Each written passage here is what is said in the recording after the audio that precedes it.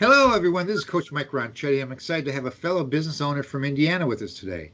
It's my pleasure to welcome Ben Futa to the show today. Hi, Ben. Thanks so much for having me. Great. I'm glad you're with us today, and I'm looking forward to hearing more about your situation, your story, and your life. That'd be great. So let's begin by having you introduce yourself and tell us a bit about your personal story. Where you're born, where you live are always fundamentals, but what about your family, some hobbies? And then also, I always like to ask, tell me a funny story, something about your family remembers you by or whatever. Go for it. Absolutely. Yeah, so actually born and raised here in South Bend, Indiana. So this is home turf, this is hometown. Only child, but grew up gardening. So that sort of is what is influenced our both entrepreneurship journey, but also just my own personal journey as well. And probably the best example of that entire encapsulation is the very first word that I learned to spell before mom and dad was iris, because they're one of my favorite plants, one of my favorite flowers, still to this day. Neat, neat. And is that so? Family wise, you have what for hobbies? Do you have a hobby other than gardening? Pretty much. I mean, gardening is kind of it. I mean, it's both the work and it's the hobby. Obviously, it looks a little different depending on whether I'm doing it for a customer or client versus if I'm doing it for Yeah. myself. My own garden, I would say, is much more of a laboratory, a place to experiment, try new things. Obviously, for doing it in a customer client perspective, it looks a little different. But yeah, it's both the career and the passion at the same time. Well, you're leading into a perfect next step. Is tell us about this business and how it came about, and at what point did you have the confidence to say, "Gosh, I can make a business out of this"? Well, it sort of goes back to 2020, as I think it does for maybe a lot of entrepreneurs. The world was upended. I had been working for public gardens up to that point. So effectively, we called them living museums. And I'd spent about a decade doing that work. And the pandemic reminded us that first, we had always intended to return home to South Bend. We weren't living in South Bend at the time, but also sort of living in a big, bureaucratic, institutional kind of a context just didn't really feel like the best fit anymore or the place that we really could have the biggest impact. And we moved home without a plan, moved back in with my parents, did not have a job. Nothing was lined up. We just knew that we needed to get back here first in order to figure out what would come next. And a few months later, the business was born. We started as a pop-up plant shop in a local restaurant. A friend of mine, she couldn't seat all of her tables due to social distancing. And so we came in and filled those tables with plants and gifts and beautiful things. And it all just sort of, went from there. Oh, fantastic morphosis of your life in this case. So your company's called the Botany Shop. Is that correct? I mean, you might have a couple names. So we typically just go by Botany. The Botany shop is sort of one of our, I guess I would say, now varied enterprises, but that's sort of our indoor retail experience. Yep. Got it. Okay. Well, tell us more about botany and go into some detail about that for us. Yeah, absolutely. So we kind of like to think that, again, South Bend does not have a traditional public garden. And so when we were moving back here and thinking about what would come next, we sort of realized that if it didn't exist here, maybe that meant we just needed to build it for ourselves and for our neighbors and community. And so we started with the shop first. And my joke today is that, if you're familiar with a traditional public garden, again, that living museum cultural entity, it's a collection of enterprises. So there's a retail component, there's a food and bev component, usually a cafe or a restaurant. There's your membership and your programs and your workshops and your classes. And so all of this has sort of become part of who Botany is today. So we have that indoor shop experience, the gift shop. We're just getting ready to open our new outdoor space called The Lot Next Door. That's coming online here at the end of April. We've been hosting hundreds at this point, I would say, of classes, workshops, creative workshops, both on site and off site as well with community partners. And so we really are sort of building what we like to think is sort of a distributed public garden. So rather than it all being within four walls, paying admission, having it all be in one place, we're sort of seeing our entire community and our entire neighborhood as a bigger garden and leaning into our neighbors as collaborators in this effort. Well, seeing going on your website is one thing, and then going on your social media sites and all that stuff. You got a very robust series of classes. Can you talk a little bit about that? What's a typical attendance for something like that? Because you get some really interesting topics. Yeah, so we like to keep things actually pretty small. Part of that is a result of the space that we have. We just can only fit so many bodies. But we also like to really connect with folks when they're coming to our space. So typically we're at about maybe 8 to 10 people maximum. Perfect. So Yeah. it's a nice intimate class. You get to talk to the instructor, whoever that might be.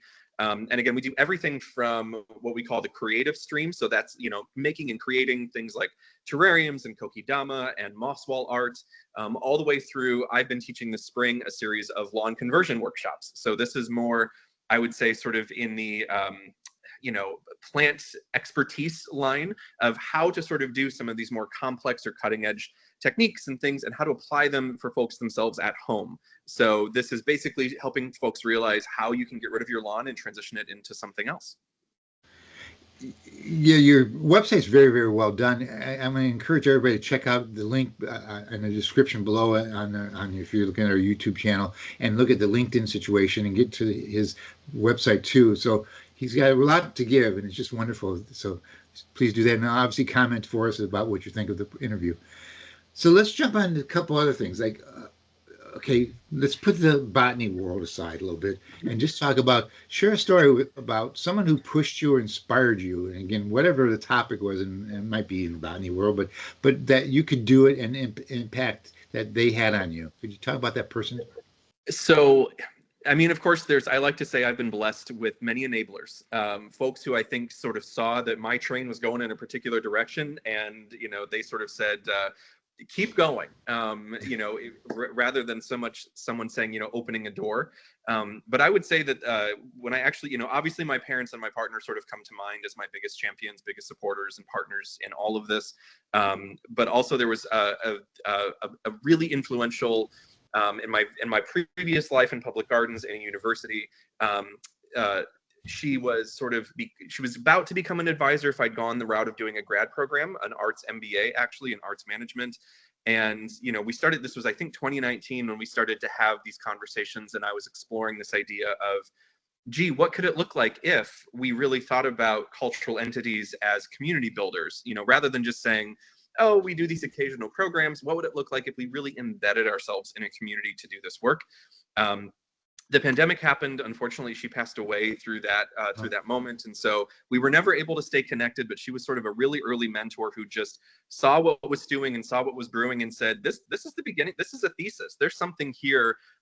You should explore this. You should consider what this." We didn't know it was a business at that point. We thought maybe it would be a research project, but really the research project became the business, I'd say, in a lot of ways. We've run into a couple other business owners like yourself in the Anchorage area, in the South Bend area, that have clearly had that situation where whether it be the graduate thesis or even a college thesis or even a high school project, got them into inspiration to get going on something that is just wonderfully grown. So that's neat. So congratulations on that. What's the biggest learning as a business owner that you've had so far? As a business owner. Yeah. I think probably it is that this journey is as much about growing ourselves as it is growing our businesses. So us as people, us as individuals, sort of understanding how we relate to the world, how we relate to people around us. But we're not, you can't build a business without also working on yourself. And if you're not in a position to work on yourself and whatever that looks like for you, right? I mean, that could be going to church, going to therapy, taking long walks along the beach, whatever you're spending more time in nature, whatever working on yourself looks like, you have to be ready to sort of unpack and face things of your earlier career, your earlier life. Because the business will not succeed unless you are prepared to sort of really turn things inside out. But once you're able to get through that and sort of address the fear or the anxiety of that work, that's sort of when that's when it gets really interesting, because you sort of understand that you hold the power. I mean, that's what's so unique about owning a business is you're not waiting for someone else to tell you when you need to do something or you have to move in a certain direction. It's your call. But having real clarity about who you are, what you believe, what you value in this work, I think is just absolutely essential. Interesting answer, Ben. And that is a different approach that I hadn't heard before.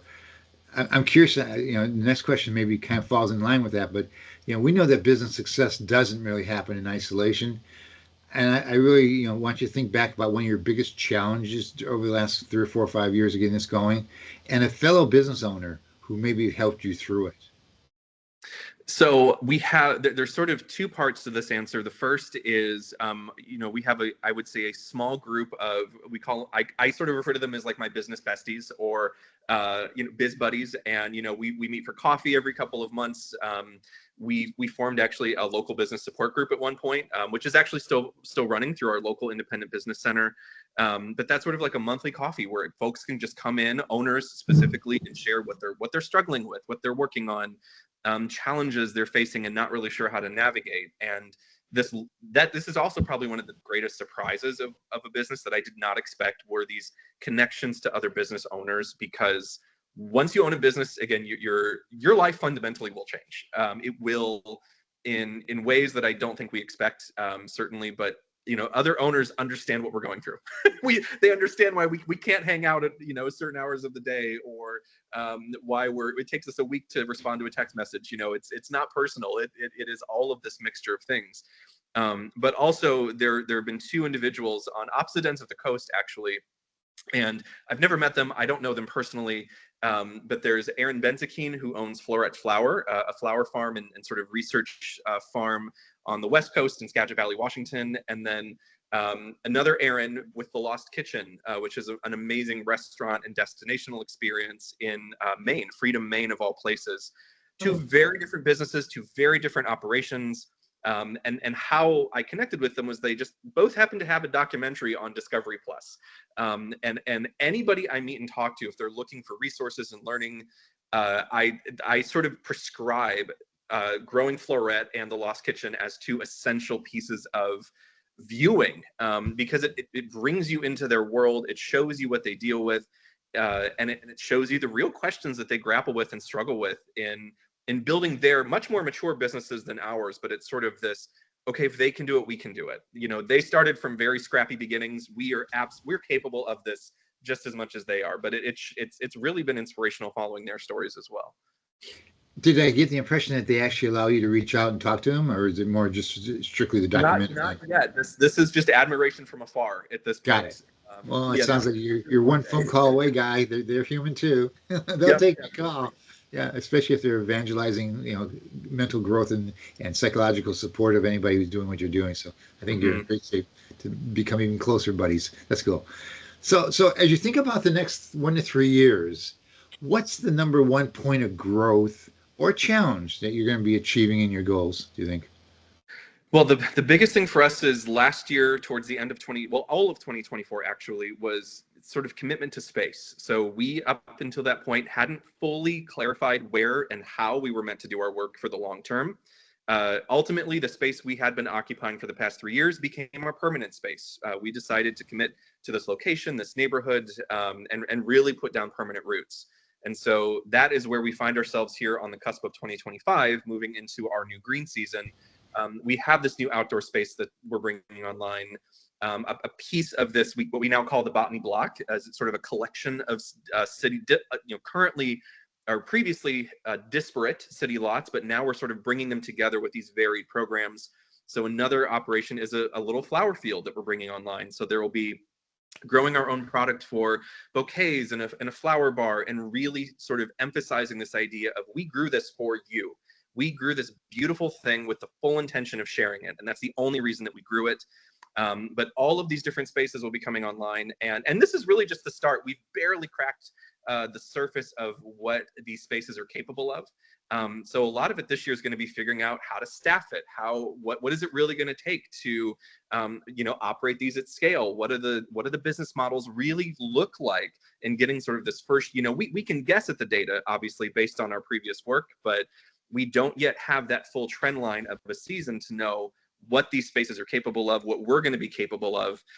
So we're wearing a lot of hats this year, which has sort of been true from the beginning. But in a couple of years, I think it'll look very different for us as we really settle in and can sort of put to bed the question of, where do we belong and where are we going to do this work? Give me a clarification on where you are now. I mean, some people might not be familiar with the Elkhart South Bend area in general, or even northern Indiana. Are you in the downtown area? Are you right near downtown? Are you kind of in the suburbs, or what's the story? Not really suburbs here, but Totally, yeah. So I like to say we are downtown adjacent, which is pretty accurate. I'd say we're about a 10-minute walk from the downtown core, maybe a 5-minute drive. So we are located right in the heart of the near northwest neighborhood. So which is again neighborhood adjacent to downtown. Actually, the neighborhood boundaries that the city has drawn includes the northern side of downtown, which is sort of our hospital complex. So we're really quite close to the downtown area, but it's a historic neighborhood, built around the turn of the century, probably. So lots of historic homes, but obviously, of course, as well. This is a neighborhood in transition that's been in transition for several years.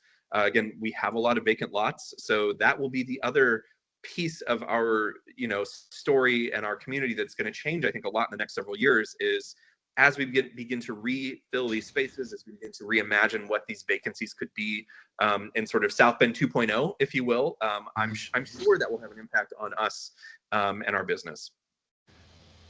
oh, fascinating. Yeah, no, South Bend's got some interesting plans, especially a little bit further south than you, plus the northern side there, you're near the hospital zones. You're right. You're in a great zone, great atmosphere. That's fantastic. I'm going to change the subject for a few seconds here, just to get, again, still quizzing you about influential people in your life. I have a business coach legend in our world, Jim Rohn. He passed away just a year or two ago, but he really is a great author and a great visionary. He made a comment here. We become basically the average of the 5 people we spend the most time with. So as you think about that advice, do you have any thoughts for business owners who are trying to do it on their own? Yes, I think if you're feeling lonely, and if you're doing it alone, or it feels like you're alone, first of all, you're not, because there are, and I think that again is the one thing that has been so surprising and unexpected to me, is the community of fellow business owners that have come about because of this. They've become some of my best and closest friends, friendships and relationships I probably never would have had if it wasn't for this commonality of a business. But even though the work that we do is so different, it is still, um, it's the challenges of owning a business and having that responsibility and making decisions, is still very much shared among us. And so I would say, if you're feeling lonely, find your people, and even if that is as simple as walking into someone's shop that you love. That's how I met one of our greatest friends. I walked into her space. She'd been open for a week or two as a pop-up, and I said, what would it take for you to stay? What would it take for you to stay to make this shop permanent, because we need this in this neighborhood? And everything that's happened since has happened because of that conversation. So it does take a little bravery, it does take a little boldness, but I promise it will be worth it tenfold over and over. But yes, do not discount the power of community, especially for something like this, because I think, thinking back on our journey up to this point, and this will be our 5th season, so we still haven't really crossed that magical 5th-year milestone. We're right there at this point. But when I think about all the times where we could have given up or could have walked away up to this point, the loneliness was the biggest risk. It wasn't financial. It wasn't anything. It was loneliness. So loneliness will do you in, I think, every single time, and that can help you through some really hard points. Yeah. Good point. Psychologically, the 6 inches between 2 ears are our biggest challenge in business. It Yes. seems to be, and how we Yes. put ourselves out there the wrong way sometimes, and really realizing that there's a certain group of people who think similarly, and that's wonderful that you're reaching out to them too. So in this kind of summarization situation, Ben, it sounds like you've been really blessed with some incredible people who have helped you on the journey. What would you like to say to them? I mean, just saying thank you obviously doesn't feel like enough. I would say thank you for trusting that I'm not crazy, because I think a lot of business owners, and especially if you're doing something that's not conventional, that's not established, that doesn't have precedent, it can feel extreme. Again, it can feel really lonely, and even I think us business owners don't always know where it's going to go or how it's going to go. So to have those people around us who say, I trust that what you're building is going to matter, that it deserves to exist, and it's something that we believe in too, because we believe in you. And I think that's sort of the message that I've received from those people closest to me, that and frankly, my greatest I would say, challenge and also my greatest opportunity as an owner is to pay that forward. So whatever, the next fledgling business owner to come our way or to say, hey, we admire what you've done, how do we do this here? If I have anything of value to share, I will share it. Nice. Thanks for that open invitation for anybody to knock on your door. That's cool. Yes. Well, Ben, it's been really a pleasure speaking with you today. Thank you for being on my show. Thank you. My pleasure. Thank you.